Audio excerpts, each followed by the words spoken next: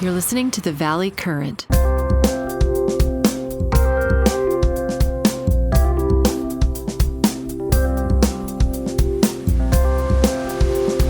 Hey, Russ. Hey, Jack. Yeah, you look great. You have some jet planes in the background there. What's going on back there? It looks like UFOs. It's my airplane. That's a prop and the wing. Wow. That's your airplane? Yeah, because the engines are on the wings. Oh, I see. So that's a picture you took from the cockpit. Right. I'm with you. I'm with you now. I didn't know. I couldn't figure it out. But yeah, there's like a little winglet over there at the end of the wing. So you've got to have like 20,000 miles under your belt at this point, right? Maybe. Actually, you're right. Works out to about 22,000. Yeah, I've been keeping track mentally. Actually, more than that. Just Works kidding. out to almost 30,000. So 30,000 miles on this one, and what, 20,000 on the other one? Previous one? 65,000. So you're soon going to get your 100,000 mile belt, right? Yeah. You get like a little coin that says, like a chip or something. Nobody uses miles. It's all hours. It's interesting because, first thing that comes to mind is a friend of mine just surpassed 80,000 miles on the same Harley Davidson motorcycle, going back and forth, cross country, up and down, sideways. And I thought, man, I couldn't sit on a motorcycle that long, 80,000. I mean, if you how many years though? How many years? Right, but if you average 40 miles an hour, it's like 2,000 hours of sitting on that motorcycle. That's a noisy motorcycle for 2,000 hours. You put 100,000 miles in and a bit in training when you were learning, but I got to believe probably that's like less than 1,000 hours, right? Probably. Yeah, I've just under 900 hours. 900 hours. So, and commercial pilots will typically have at least 10,000 hours, most of them? Well, they can become a commercial pilot at 1,500. Wow, I didn't know that. That's very little. That's very little. Yeah, and a lot of times the vast majority of that is sitting in the right-hand seat of some training aircraft with a student pilot.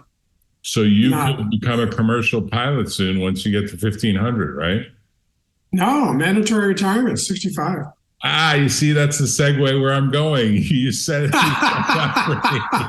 I gave you that. I gave you that already. We've been debating, and this is the purpose of the podcast, to figure out, should we actually have, among other topics, should we actually have some limit that says, look, maybe you have to be 35. That's a constitutional minimum. No one's really squawked about that. That's like age discrimination, but everyone accepts that that's kind of a minimum that's acceptable. And maybe the maximum should be 75. And you have to be able to finish your term before 75, which would mean 71, or make it 75 and you finish your term by 79. Right now, we've got two candidates, and only two candidates that I think are in the real running. And they're both over 75, and 4 more years would take them both well into their 80s, right? That's what we would have. Yeah. And the average... But aren't there, we kind of had this conversation. There's a lot of very qualified people over 80. There are a lot of qualified people in the world over 80, but not necessarily for the job that's as complex and stressful as the president of the United States, at least in my mind. But look, there are outliers. There are people. Supreme Court Justice? Sorry? Supreme Court Justice? I've always thought we should have some limit on Supreme Court justices too. They don't get any smarter as they get older. The historical view is they become more liberal. That hasn't really proved itself recently, but the historical view is that they sort of soften over time. They kind of mellow over time, and they can see things sort of in a more liberal way. That hasn't played out. I don't know if that research has any real validity to it. But there is an argument that maybe there is, and recently, of course, a big decision was made against the federal circuit judge who has been essentially prevented from sitting for a year because she refused to get a medical test. And she said, I'm tenured. And they are. But she did some wacky stuff, didn't she? No, I don't think it was wacky. I think the view of life is that she relies on her clerks too much. And you could argue, well, presidents get to rely on their people. And, Trump's main argument on appeal is that the judge that tried that recent case that fined him for some $355 million was relying heavily on her clerk, who sat on the bench next to her, like literally sat right next to him on the bench. There was like two people on the bench, and she would whisper in the guy's ear from time to time because he wanted some protection against what he thought was error that was being sown in the record. And she was like his guidance on, look, they're trying to set you up. And so they got upset with that. Trump's lawyers got upset with it. That's actually their main point on appeal, that he delegated. Okay, but Supreme Court justices use lots of clerks who draft their opinions. They do. And often those clerks become justices. Roberts was a clerk and became like an apprentice system to some degree. Yeah. But the big conflict here is with your, let's live to be 100. But I'm considering you brain dead after 75. No, I think that the healthy 100 years mission is the right mission, and you're not brain dead, but there are certain jobs that unless you're exceptionally healthy, which most of those justices are not, and most of those candidates are not, and the two that are running are not, in my humble opinion, neither one, and especially Trump, has all their marbles. And it's going to. I think he's got the same set he always had. Okay, probably. but overall, I mean, the second question that's tied into this is who's the vice president? And we don't know yet for Trump, but it's definitely not going to be Mike Pence. I don't think Pence. Oh, no, it's going to be some loyalist. And Pence wasn't loyal. And Pence wouldn't do it. If you read his book, which I did, which I thought was a pretty honest portrayal on his part. He's pretty pissed about what played out. And he thinks he really did save the country and carried out his oath. So I have a lot of respect for him, but I don't think he's ever going to serve for Donald Trump anymore, and probably will testify against him, I'm guessing. No, Trump's had a 4 or 5 year period during which to assess loyalty. Involved going forward are going to be people who were profoundly loyal over the last 4 years. Who are they? I mean, is it like Bobbitt and wackos that are out there that just do crazy shit? Yeah. Bannon will be back. Wow. So all the guys, his trade minister, all the people who got indicted, subpoenaed, responding to subpoenas of the January 6th committee, all those guys will get pardoned and brought back into the fold. That's what happens when you're president. But was this a segue into, hey, this is the match? You don't get to pick somebody else. This is the deal. Well, don't you think eventually we have to have some better system than what we have today, where we actually can maybe have multiple choice on who should be vice president, and maybe we vote in a vice president? Well, because I would probably pick someone like Liz Cheney to be the vice president. I know that sounds wacky, and it sounds very much like the German alliance system. But I have to tell you, maybe we need to experiment in the U.S. with something that breaks the current party system, because the current party system is very broken to begin with, if you ask me. It's a very... Yeah, but if you want to go down the track of fixing the American Constitution and political framework, we need a lot of time tonight. Well, no, and a lot of time the country would need, but the founding fathers all thought it was going to be an easy way every so often to call a constitutional convention, have a party, and draft some amendments. I mean, if you think about it, I mean, literally, they didn't think they really didn't think of the Constitution as a contract that's frozen in time. I mean, it's my view. They viewed it as a contract that you're going to amend, revise, delete, you're going to change it, but you're not going to change it through judicial decision making. You're going to change it through a constitutional convention where there's voting and stuff plays out. It hasn't happened. It hasn't happened. Well, I think but the underlying problem there is they did not anticipate the degree of partisanship.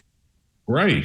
Which you could say means that some major overhaul is overdue, because a basic premise about collegiality and civility and cooperation and collaboration is so gone from DC politics, and for that matter, state politics as well, that there would have to be some major change of the game rules to make it function, because right now it's pretty dysfunctional. We're spending a lot. No, you don't have to. You don't have to. No, what do we do? No, you have to. No, I think that, well, first of all, that's a very fraught approach, right? Because the same partisan politics that you're trying to fix are going to invade your constitutional convention, and that's why we haven't had one. The path I think that would make this doesn't require changing the Constitution and is pretty straightforward is effective third or fourth party. The trouble with third or fourth parties today has been that they've all tried to start them top down. And top down will never work because it's just personality centric. So if you want it to be at least vaguely ideologically centric, and if you want to have a groundswell of support that doesn't just go away on the day after the national election, then you start at the bottom. I mean, I think the poster child for that is the Greens in Germany. 25 years ago, they were just these wacko environmentalists, on the fringes of German society. And 25 years later, they've got a seat at the table and a few ministers. And if you started denying people, I mean, this is where it gets tricky, is what happens when nobody gets 270 electoral votes, right? Because that's what happens. Right. So then you have to start forming coalitions. Right. Coalitions are all about compromise. Right.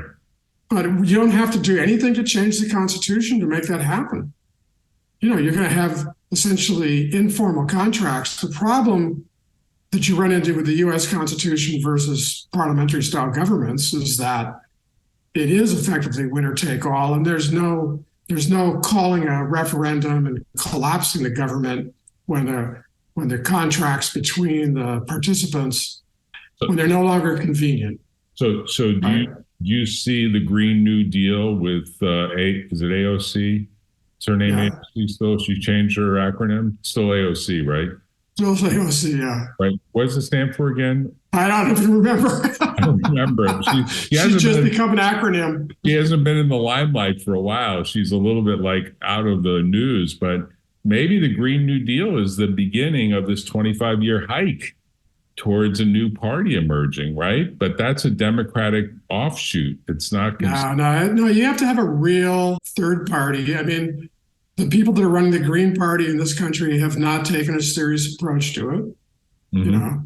You do it bottoms up, but you do it bottoms up, and it takes 25 years, right? You got to elect city council members, which are technically nonpartisan, supervisors in counties. But, the county government system changes state to state. Right. You got to elect some state officials. And then one day you'll pop a governor, right? Maybe a senator. California would be ripe for a senator because we have a top two system.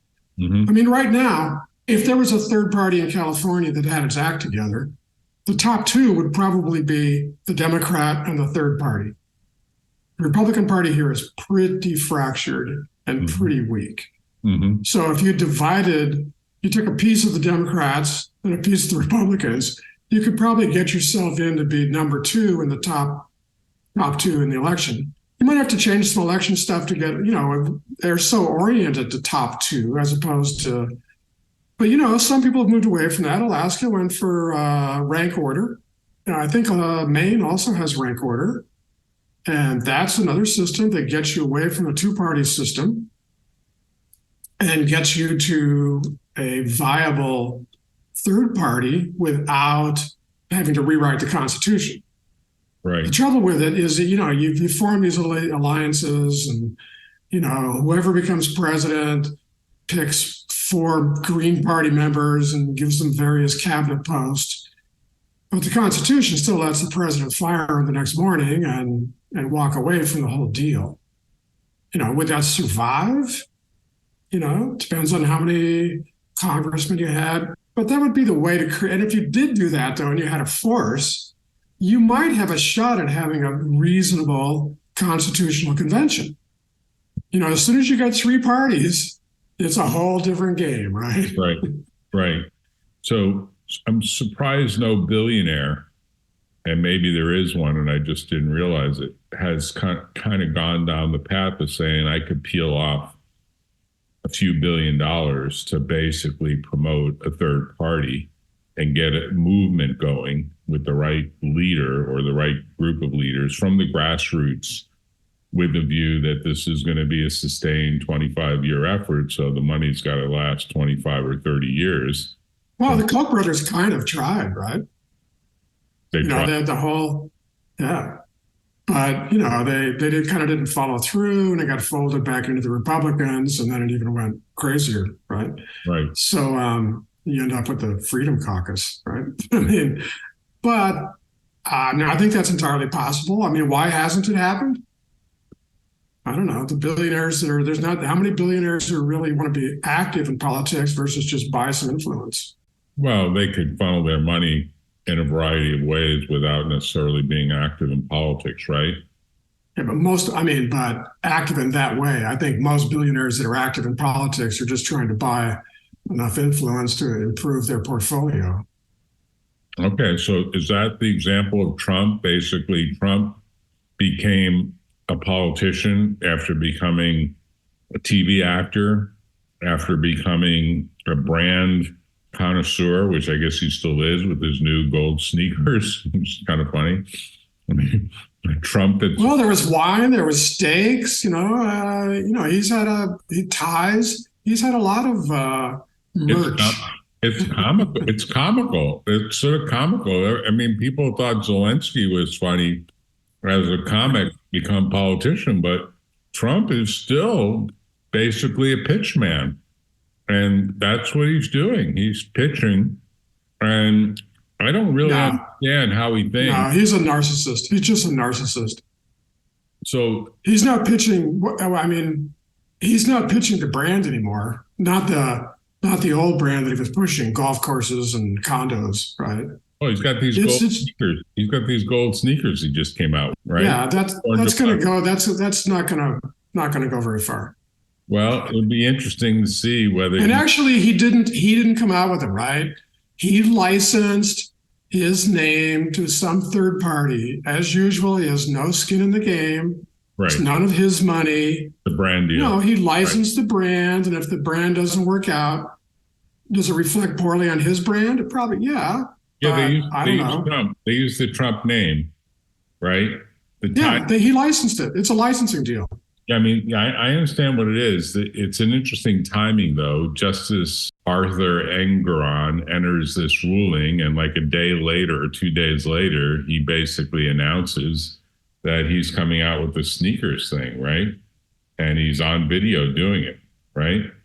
That was presumably part of the deal. He had to show up once. I don't think it's Nike or any brand like that, right? I don't know who it is, like what it is. No, it's a kind of like the My Pillow guy. A Chinese brand, probably, would you think?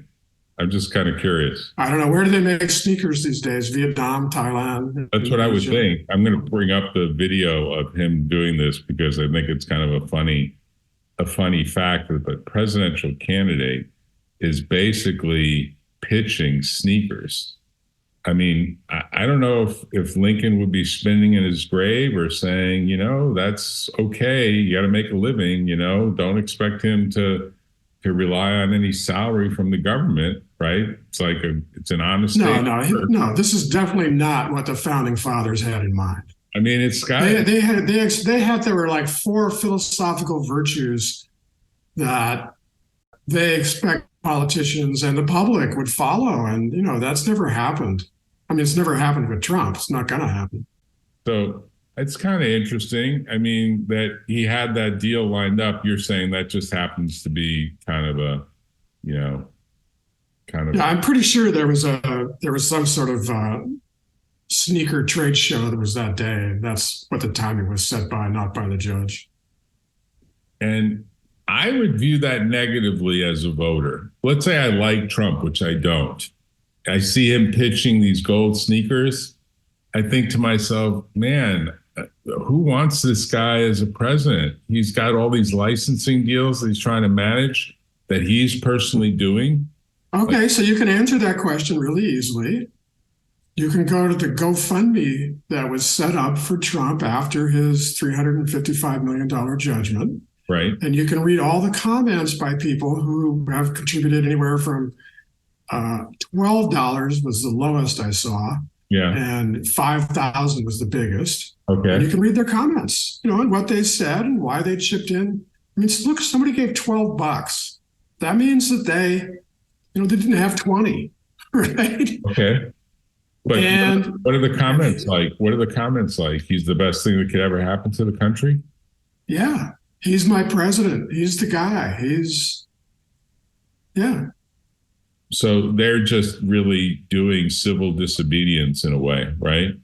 They're more or less saying, I'm so frustrated with the way government is currently run that I want someone that's going to tear it down, break it apart, and make so many dramatic changes that something good will metamorphosize over time. It's like basically burning down the house and building a new house, right? Well, that's one. I think there's some people like that for sure. I mean, Bannon's definitely in that camp, but tear it down, I think there's people that think he's an antidote to what they think is a corrupt government. They buy the story that he's being persecuted and they identify with his victimhood. Mm-hmm. Roughly a quarter of the American population wants an authoritarian government. And that's what he's promised people. I mean, he's not making any bones about that, right? His fan club, I mean, he's a fan of the dictators. Mm-hmm. He's a fan of Orban and Kim Jong-il and Xi Jinping and Vladimir Putin. These are the guys he aspires to be. He's said he'll be a dictator. He's said that his second term will all be about retribution. And a quarter of the American public, which is, let's say, half the Republican Party, is on board with that. They want that. It's a surprising number because it's about twice the number in other countries. I personally think that's because those people that are thinking that way have never lived, nor have any of their relatives or their forefathers, within a few generations at least, lived under an authoritarian government. It's an abstract idea, and they don't actually, because they're going to tell you in the same breath that they're voting for Trump because he's going to bring them freedom. And those are obviously kind of a non sequitur. Right. So to some degree, what we see in the recent Einstein film that replays a lot of historical footage of Hitler and how Hitler came into power in Germany is a bit of a replay because there was a substantial number of Germans that got behind Hitler in a big way, right? I mean, all these guys, at one point or another, are elected. I mean, Hitler was elected.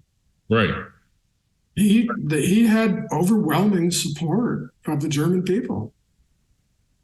They kind of had a little remorse on it later, but right. He was their guy. So there is something that happens to the psychology of a populace from time to time, just as there is something that happens in terms of the aberrational, exceptional, high 1 in a million chance that a guy like Donald Trump could actually get to the point of being nominated by a major political party and get elected.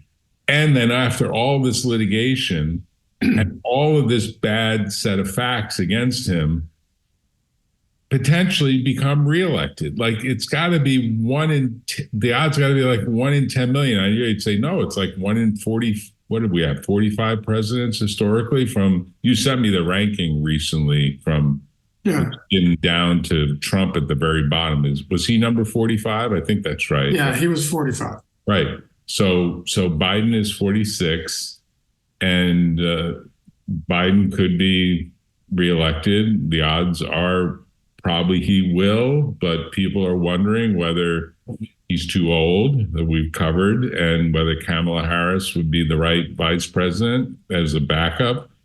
And then Trump could be, if he gets, I guess, the right vice president and the right sort of set of swing voters in 4 or 5 states, might swing this election on the same basis that the last one, the one before the last one, was swung.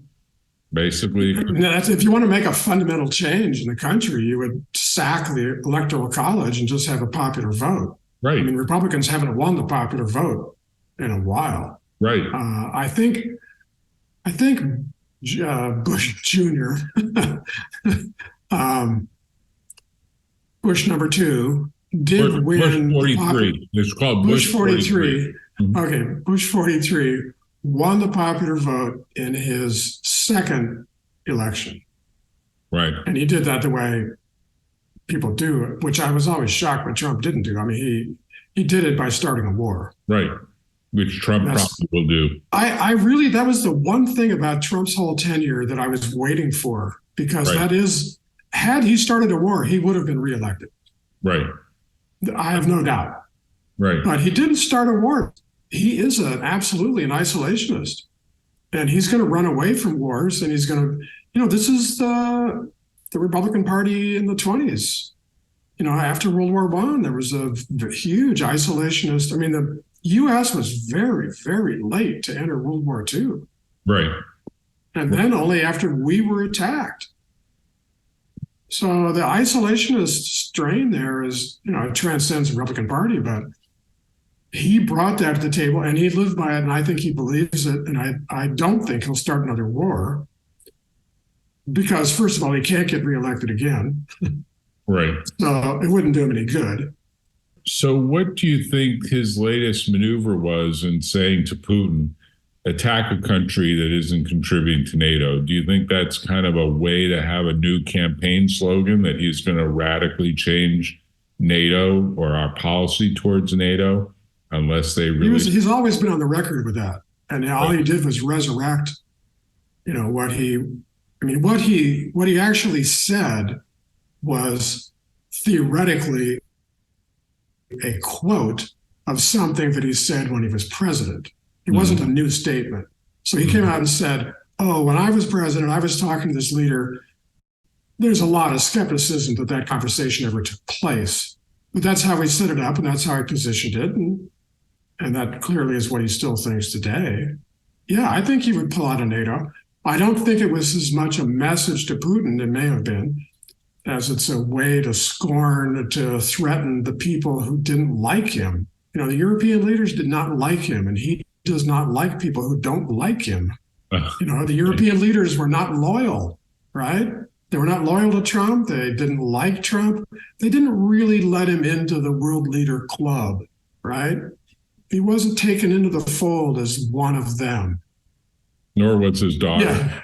Neither were. Yeah, exactly. Well, especially, but I think that is because he's a narcissist. Everything flows from his narcissism, and I don't think it's anything particular about NATO as much as NATO was a tool with which to bludgeon all these people who didn't respect him, and it's a way to say, well, you didn't respect me, and let me tell you, I've got the power to really mess you up.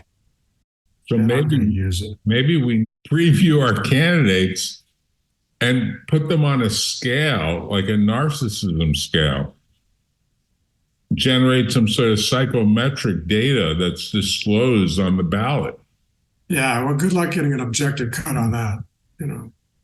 I mean, you think about it. If you're willing to run for political office, right? First of all, you've got to have an incredible amount of ambition and tolerance for what is truly public service. I mean, people diss, senators and especially civil servants. And I think the vast majority of them are actually, these aren't the plum jobs in the world. Right. Okay, they are for like half of Congress and half of the Senate who do absolutely nothing accept, take the perks and go home, right? Right. But the other half are actually trying to figure out to do what they think is good for the country and for themselves. Mm-hmm. I mean, then you got a bunch of just, especially in Congress, you got to just like a lot of straight up goofballs. But that was known. The founding fathers knew that the Congress was going to have some real goofballs, and it was going to be very emotional. And, that was the whole thing about the Senate was going to be the saucer that cooled the hot tea of the Congress and all that stuff. Right. The House. Right. So, we know that story. Mm-hmm. And it's playing out hugely right now. I mean, you get all these Republican senators who are completely pissed off at the Republicans in the House. Right. Right. And that will probably continue. And it doesn't look like it's going to change. So we have a lot of money that gets spent in ways that probably don't make a lot of sense, then ultimately probably get wasted, right? Because if you look at the amount of money that poured into Ukraine, and now it looks like it's stymied.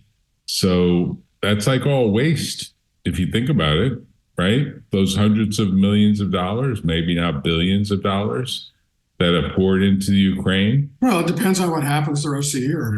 There's been a lot of silly talk, I think, that if Johnson was to compromise, that he'd lose his job. But that's not the case at all. And I don't know why nobody's brought it up yet, but McCarthy lost his job because 8 Republicans voted against him, and the Democrats concluded that he couldn't be trusted to do a deal. Mm. If the Democrats do a deal with Johnson and the House and the Senate Republicans for this bill, which they've passed and sent his way, he's not going to get tossed out of a job because there aren't 218 votes in the House to do it. Mm-hmm. There were only 8 Republicans. And the Democrats just say, okay, we're not going to vote to get rid of you because you did a deal. Mm-hmm. Well, so you're good for another week, Right. until you refuse to do deals and become untrustworthy. I mean, McCarthy's undoing was he cut a deal with Biden and then walked away from it. Right. You can't do that. Right. I mean, it's sort of, I don't know, honor among thieves or whatever. But I mean, the fundamental foundation here is you've got to be able to make political deals in Washington. And if you walk away from those deals, then you're nobody.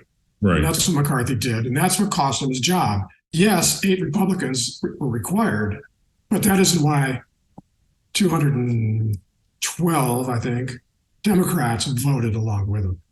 Right. So if Johnson's not going to lose his job, you could have a compromise. The guy can keep his job at least, through January of next year, Mm-hmm. if he wants to compromise.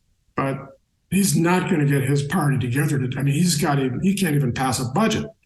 Right. But I'm not sure he's that worried about it. I mean, he's not a mainstream guy in any sense of the word. And he may be perfectly happy to just sort of do whatever he can do for 9 months and then disappear. So let me throw a big curveball at you that we haven't discussed, because everything you say makes a lot of sense. And I keep wondering, the way in which AI is changing the business environment is so dramatic.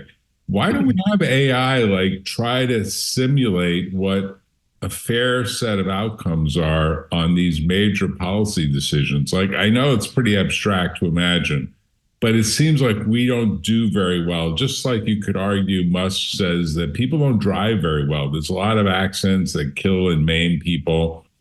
The automatic driving is not perfect, but it's actually better than humans most of the time. That's his argument, and it's going to get better over time. At least that's his argument.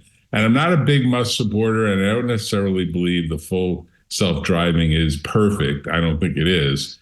But conceptually, if you imagine that AI can simulate what a set of outcomes are and how to get there and so on, maybe we should actually be doing a lot of experimentation around what does AI say should happen in Ukraine and how could it happen and what kind of support would we actually need to win that war and to make Putin kind of run for the hills.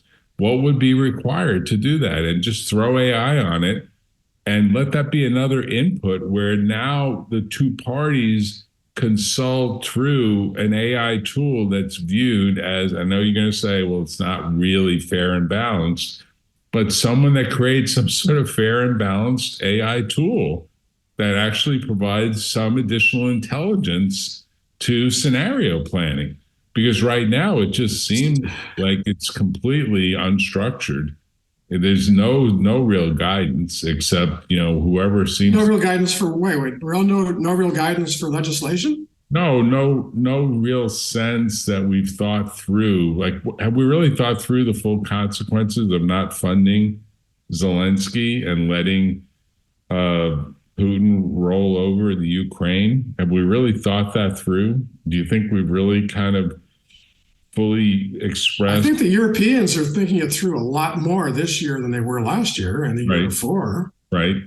I think Americans have this big isolationist streak. I think Americans have, for the most part, never experienced war. I mean, the worst war we ever had, World War II, right? Mm-hmm. So how many Russians died in World War II? Way more than Americans. Way more. Over 20 million, right? Right. How many Americans died in World War II? Under 1 million. 500,000. Right. Mm-hmm. 500,000.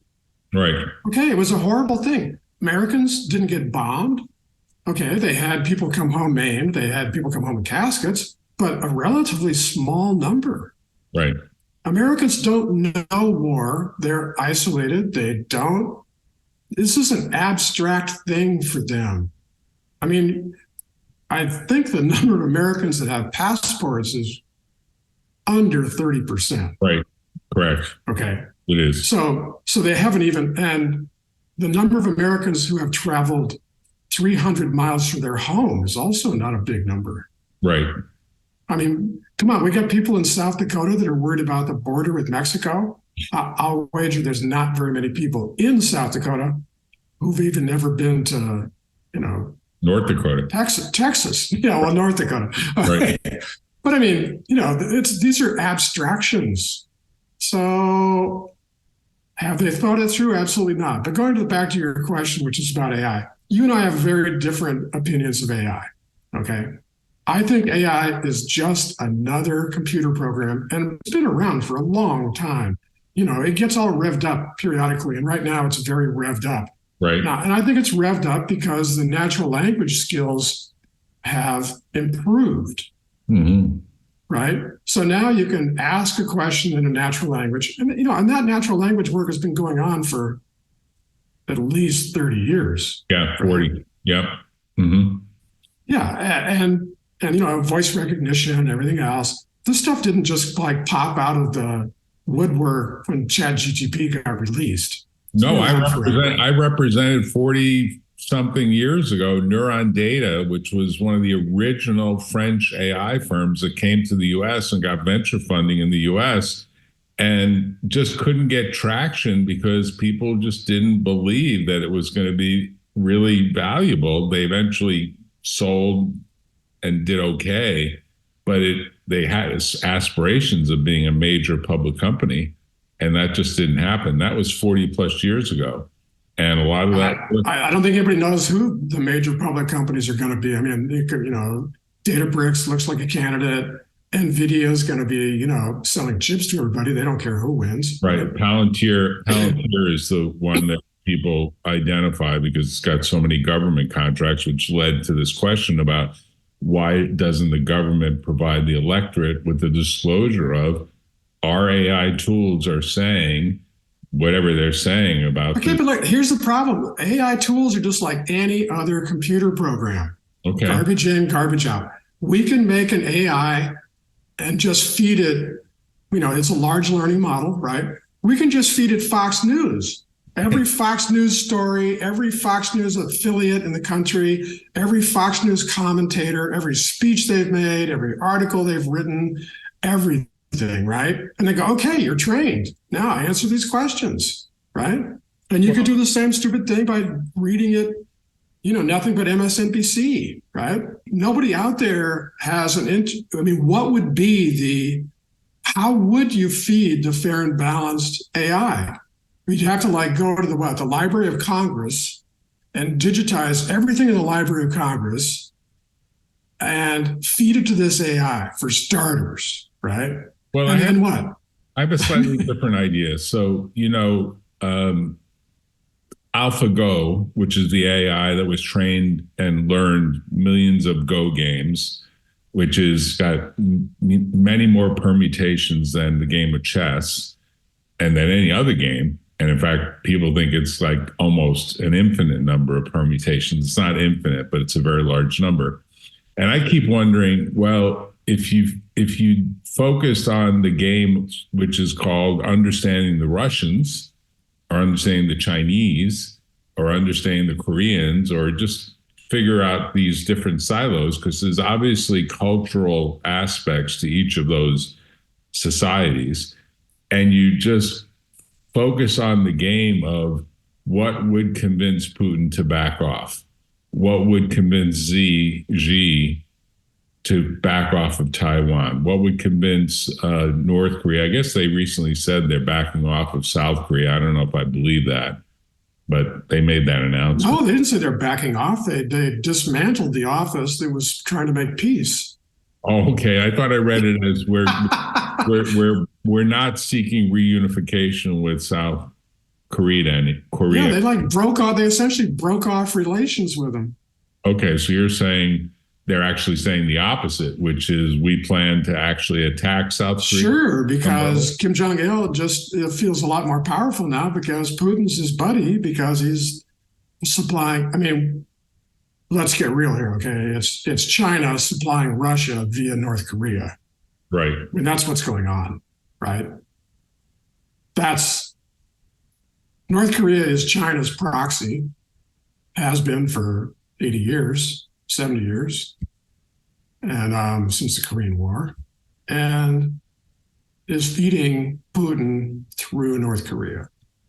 You're saying if I could train an AI if you could train the AI the way you want to train it, then you could get a better answer than we're getting today. It's very tricky. Yes, but I want to imagine that there's some real research that says, look, if AlphaGo could beat every Go master out there that has extreme mastery of the game, then treat Putin as a Go master and let that AI go up against Putin and just and knowing everything we know, like, for example, you and I have posited, if all the women in Russia said, we're not going to have sex with our husbands until Putin gets out of Ukraine, I think that Putin would be forced to get out of Ukraine. That was like a Roman thing, right? That dates back to the time of the Romans. Didn't women do that? But that's not going to happen because 30% at least of the Russians believe all the state propaganda, and he's their man. Okay. The other problem I think you really have here is, can a computer program be irrational? And can you deal with an irrational person if you assume that they're rational? I don't know that maybe, but you're taking this thing which is always just coldly, calculatingly executing an algorithm, unless you teach it to be an irrational algorithm, which you could, because you could teach it anything. Right. How's it going to deal with an irrational person? Putin is not a rational person. He's not doing anything that improves Russia, the Russian people, therefore his country. It's not improving himself. Unless, except to the extent that he thinks he can be remembered as the guy who recreated the Russian Empire. So he will be there with like Peter the Great or something, right? Maybe that's his aspiration. Now, I think you and I probably consider that aspiration to be profoundly irrational, right? In the 21st century. Right. So what AI is going to figure that out? Maybe the AI just comes back and says, you have to assassinate it. right? Well, certainly that's absolutely a path, right? But are we going to allow AIs to say, yeah, this could be worked out. Just kill these people, right? I mean, that brings you to the second problem with your AI is they have no values, they have no morals, unless you teach them some, right? And then it depends on which ones you teach them. If you feed them Mein Kampf, they're going to come out with one set of morals, and if you feed them, I don't know, Socrates, Aristotle, they're going to come out with a different set. Or you feed them the Bible, they come up with something. But do you think if this path of AI actually is producing a form of intelligence, and let's just assume it is, or at least a form of intelligence? Yeah, some form of augmenting human intelligence, just helping with the brainstorming. Like imagine helping with the brainstorming. Like right now, I don't really think there's been a lot of great brainstorming around what would be a path with Putin. Maybe there has. I doubt that. Yeah, I believe there has been. There has been a lot of brainstorming around that. Sure, about what to do with him. Sure, I got to believe that our national security advisor, Jake, skips my name. Sullivan. Yeah. You think they haven't got a staff that sits around and spends hours discussing that stuff? So you're saying it's just not published, like it's but not. Well, there's a lot of articles published in the press about what to do with them. Depends on which one you want to read, right? Yeah. I mean, Foreign Affairs magazine, or the Journal of Foreign Affairs, right, is all that stuff. I'm sure if you went to any number of criminologists, you'd get a bunch of answers. But why? I guess I was curious though. Why do you think nobody in our government has actually spent any time brainstorming this? Well, I don't get the flavor. And this goes back to who's our leader. I don't get the flavor that there's sophisticated thought at the very top, meaning Biden right now. And if Trump came into office, that it would be Trump. I think you're right. Trump would just say, "That's Russia. That's part of Russia. Ukraine used to be part of Russia. Let him do whatever he wants. Get our troops." Yeah, he might even give him back Alaska. Right? He probably would. He doesn't like Murkowski, so he probably would say, "Can't we make a trade for Greenland somewhere in this? Like, give them Alaska, take Greenland." But seriously, I guess that's what worries me about the current two candidates.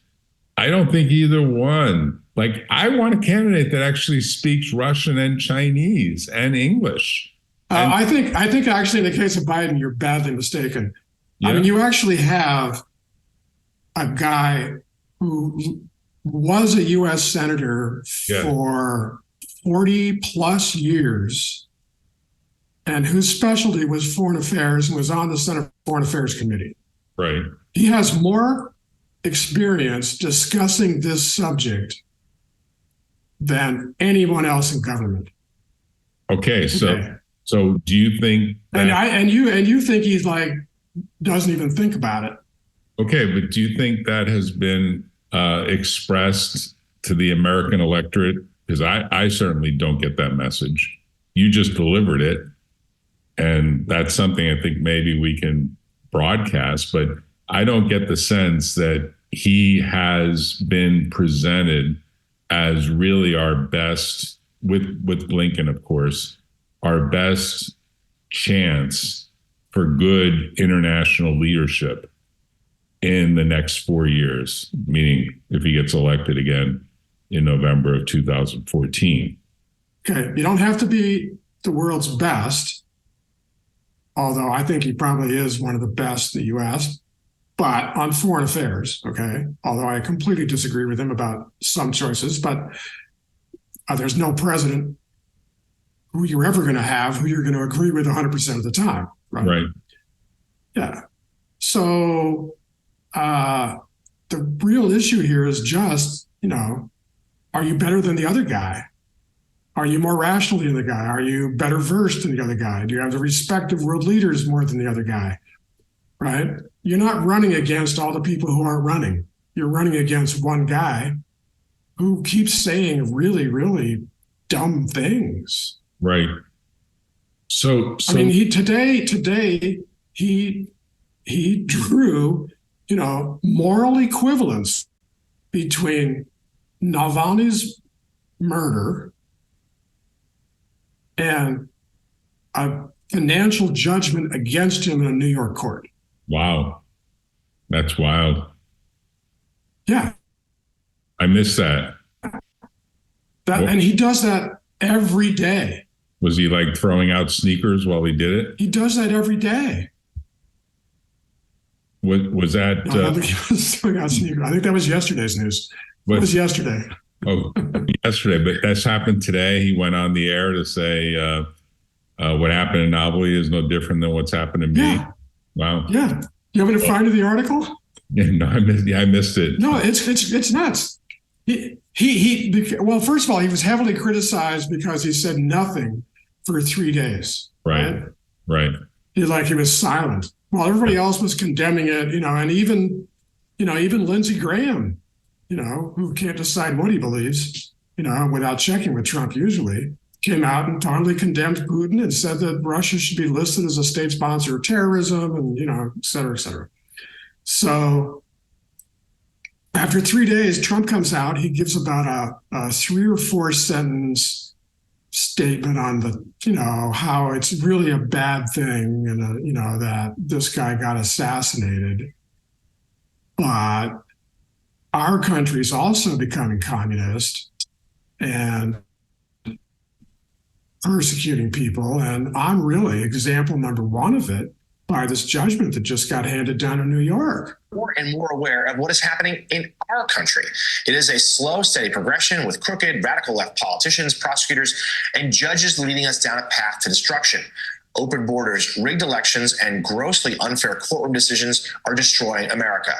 We are a nation in decline, a failing nation, MAGA 2024. Caddy, Donald Trump has once again made everything about himself. The campaign, his complaints. It's here, right? It's what he just quoted, right? Is it a better? No, what he just read. No. It's much worse than that. Much worse? Yeah. Let me find it for you. You want to find it, and we'll share your screen, because I just put up the quote that they just gave, which made it sort of tied to sort of a more general perspective. But you're saying no. It was literally that. Well, yeah, it was nuts. Here we go. And this is from a conservative source on top of all that. Here, I'll read it to you, okay? Okay, yeah. It's Navalny's a very sad situation. He's very brave, blah, blah, blah. It's a horrible thing.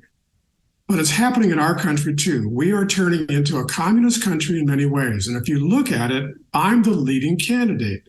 I get indicted. I never heard of being indicted before. I get indicted 4 times. I have 8 or 9 trials, all because of the fact that I'm in politics. Asked later about the judge ordering him to pay $355 million, he called it a form of Navalny. Wow. Yeah. That's amazing.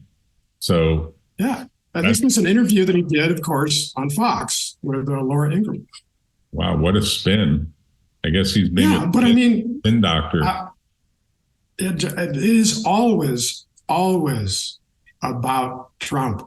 People who write books about narcissism, he has to be the poster child. He's the guy. There is nothing that goes on in the world ever that is not about him or can't be tied back to him. Either that he did it or it's an example of persecution and he's persecuted. And you have to look at everything he says. It will always go there. Yeah, I mean, did you read that article I just sent you? Yeah, I'm reading it right now, and I think it's interesting because it actually does show a tiny bit of thoughtfulness in an oddball way, because he does put into context sort of this. Navalny is a very sad situation. He's very brave.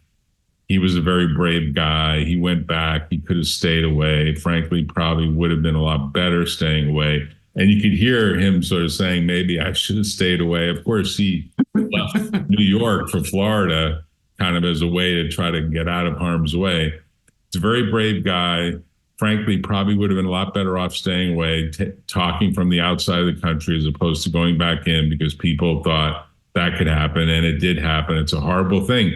Those all show some form of emotional intelligence. It's the first time I've seen it. Then he goes on to say, but then look what he does with it. Too. Huh? But then look where he goes. I know. It's quite a contrast. It's like he could have stopped there, and he might have been viewed as, wow, you're showing some emotional intelligence. He turned it into, we are turning into a communist country in many ways. I'm the leading candidate. I get indicted, blah, blah, blah. They indicted me on things that are ridiculous. Asked later about a judge ordering to pay $355 million. It's a form of Navalny. Wow. It's a form of communism or fascism, Trump said. Wow. Is he a political prisoner? The former president did not directly answer. He mused that his critics hate me so much they would have perhaps pursued charges even if he were not running for office. So here's the guy. He gets a court judgment, a financial judgment. He's a billionaire, and he gets a judgment for $300 million, $355 million. 355. And he creates a moral equivalence to murder. Right. Yeah. Yeah. That's okay. Now, all Biden has to do is not do things like that. And he has the moral high ground.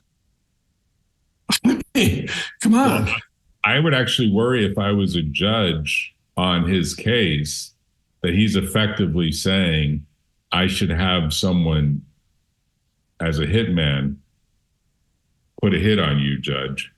Like, it's almost at that level. Basically, you have so harmed me with this civil judgment, the penalty, tax penalty for fraud, that I really should get rid of you. And maybe the inference is, if I become president of the United States, I'm going to figure out a way to do that, because that's what Putin did.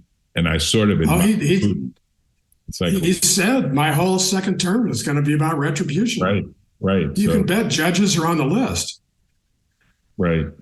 And the thing is, I mean, just like on January 6th, I mean, there's somebody out there listening to that who's going, that's what Trump wants me to do. Right. That's what my president is asking me to do. We need to kill this judge. Heil Hitler. Like, it's almost at that level. So, all right. So we didn't get into any of the stuff we were going to talk about. Well, we'll have to do it some other time because we're out of time. But I have to tell you, I think you're being very persuasive here on three big points that I don't think people understand. And hopefully we could start to make them understand. One is that Biden is an international expert and is far better of an international expert than Donald Trump is. That's number one. Number two, Donald Trump is a maniac and is never going to ever be anything other than a narcissistic maniac. And that's pretty clear from this record. And then number three, most of the American electorate probably doesn't give a shit about international politics. And that's why— Well, I didn't say most of the American electorate. I said the isolationist, there's a significant isolationist. Well, you said about American politics or about international politics? No, most Americans don't give a shit about international politics. They don't even have a passport. I think that's true. I think they view international politics in terms of, for starters, that America is the best country in the world and the greatest country in the world, and that's like the starting point. Right. And that we're the most important country in the world, and that all those other people are just kind of like backwards and not as smart and not as capable, and why should we worry about them so much? I think the majority of the American population, maybe not a huge number, maybe not 66, but maybe 60, 55. Yeah, I think they're pretty separated from real international politics, the things that the Senate and, a portion of the executive branch is supposed to deal with every day. I don't think they understand the whole notion of a Secretary of State running between different countries, figuring out strategies, not publishing what they're doing, because that's not how diplomacy is done. I don't think that's understood or respected. Right. And that's how things really work. I mean, that, like, if you're trying to settle a case, you don't put every settlement discussion on Twitter, right? No. You maybe don't even tell your client, right? You may kind of like be playing your client while you're playing the other guy, because you can see these two positions and you're trying to see how you could bridge that gap. Okay, that's with like essentially a bipolar situation, or a situation with two people. Okay, now take that to the international forum, and you need to do that now with like 8 people who all have their own interests and separate interests and their vested interest. And, you just try to do it with Saudi Arabia, Turkey, Iran, India, and China, and go, okay, let me see, how can I get these guys kind of all on board? Mm-hmm. And it makes you selling a case look like, pretty simple, right? Right. Multi-party, multicultural is one of the most challenging things in negotiation. Well, that's what the Secretary of State does every day. Right. And probably, at least 5,000 people who work for him. Right. Right. So maybe Blinken should be vice president. Well, see, the trouble is you're thinking of vice president as like chief operating officer. And that's not what I'm thinking of vice president as if Biden doesn't make it for the full 4 years, who's the person that's got to step into this messy situation abroad? Yeah, but the track record is that these, really driven, focused, engaged people that are older, right? They go the distance. They outlive the couch potatoes. So maybe that's his best argument. No, because you don't bring that up at all. He doesn't want to discuss age. Did you read the George Lakoff stuff? Yeah, but he's got to deal with it. He can't duck it, Russ. He can't make it the issue, and you can't play defense on it. Right. It's not the issue. It's not. It doesn't matter. It just totally doesn't matter whether, look, the choice is Trump or Biden. The guy that's 3 years younger is not more qualified because he's 3 years younger. Right. Well, that's true. In fact, so why even be talking about it? Just because you're 3 years younger, you're like more qualified for the job? No. I don't think he actually has a greater health span, frankly. I think his health span, at least from a mental point of view, is probably worse off than Biden is. I think Biden's got more physical issues, although they're not reported. I don't think he's aging well. I think it's a highly stressful job. I'm shocked that Trump looks as good as he looks, frankly, given all the stress he has. Well, if you put on the bronzer in the morning and you have a hairstylist, maybe that's it. We should convene again to actually figure out who the right vice president should be. But it sounds like it's going to be. It's all done. Oh, you mean the vice president for Biden? Yeah. It's done. Again, you got the cards. Don't you keep trying to change the cards. The cards aren't changing. I think the cards change every day. And by the way, she didn't become. Cards change. Come on, she didn't become Attorney General of California by being. No. Okay. By the way, digressing entirely. Yeah. I don't know, are you in Florida now? Right at this moment, yes. Yeah. Okay. You have the background of the Golden Gate Bridge. You have the background of the Golden Gate Bridge, right? I left my heart in San Francisco. You know that. No. That's not the problem. You made a classic photographer's mistake. What's that? You have the North Tower coming out of the top of your head. Oh, that's a mistake. Should be coming out of. It should be flipped around, right? There should be. You could flip it. That might do it. Yeah. It needs to be flipped around, right? Why don't you send me? But then it won't be Why don't you accurate. send me some great pictures from the sky that you have, and I could put them in the background. I would appreciate that. Yeah. No, you take some But great. you ever done that? Like I've done a lot of photography, and you take a picture and then you get the picture, you look at it the next day and you go, oh my God, there's a street sign coming out of the top of their head, or there's, like it's a classic photographer's mistake is you focus on the people and not the background. And then you realize, you got to see the whole frame. Yeah, anyway, you're right. That you've got to go in there. Earlier you were like slouched down a little more earlier. And it was really popping in and out of the top of your head. Like a set of horns, right? That's good. It's like a set of horns. I like that. All right. I appreciate it. All right. Thank you for providing me with that. That's going to be pretty important for me to fix, including the bronzing that needs to happen. So take care, Russ. And then you can get a hairstylist. Give my regards to Faye. Okay. And we'll talk again. All right. Take care. Stay positive. Tune in next time on The Valley Current.